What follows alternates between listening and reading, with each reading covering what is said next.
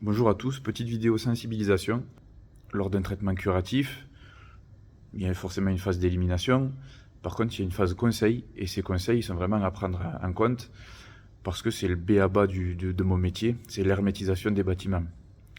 Pour les rongeurs, pour les insectes, surtout pour les rongeurs, c'est pour les insectes en termes de gabarit, pour boucher tous les trous de millimètres dans une maison ou un bâtiment agricole, c'est compliqué.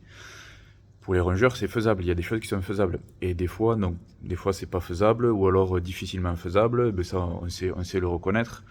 Mais voilà, il y a des endroits comme les bâtiments agricoles, les silos, des bâtiments agricoles en général, où pour boucher tous les trous, c'est compliqué.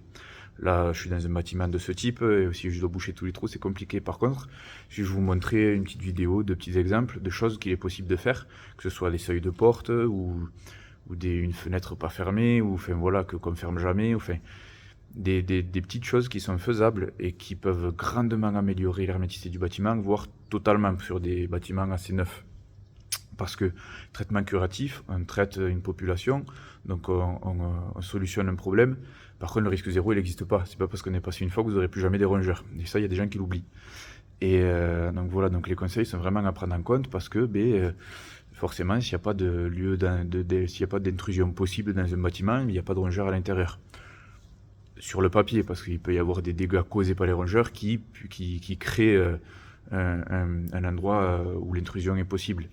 Mais en général, c'est pas le plus fréquent.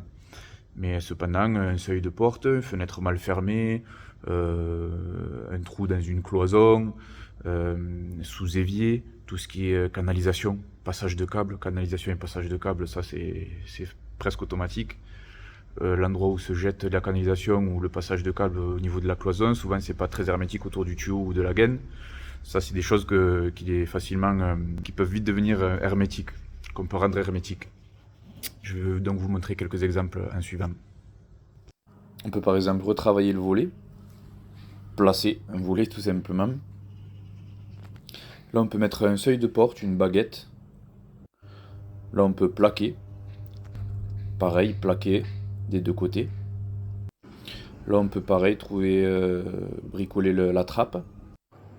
Là on peut mettre pareil un seuil de porte soit fixé aux ouvrants, soit fixé au sol. Il existe des seuils de porte, que ce soit en caoutchouc, épais ou enfin voilà. Caoutchouc forcément c'est pas optimal dans le temps, mais en tout cas il y a de l'aluminium, du PVC, il y a plein de choses qui existent. Des baguettes qu'on fixe soit sur l'ouvrant, soit au niveau du sol, et de façon à rendre hermétique. Là, dans ce genre de choses, on peut mettre de la paille de fer, parce que les rongeurs ne s'y attaquent pas, ça les taille.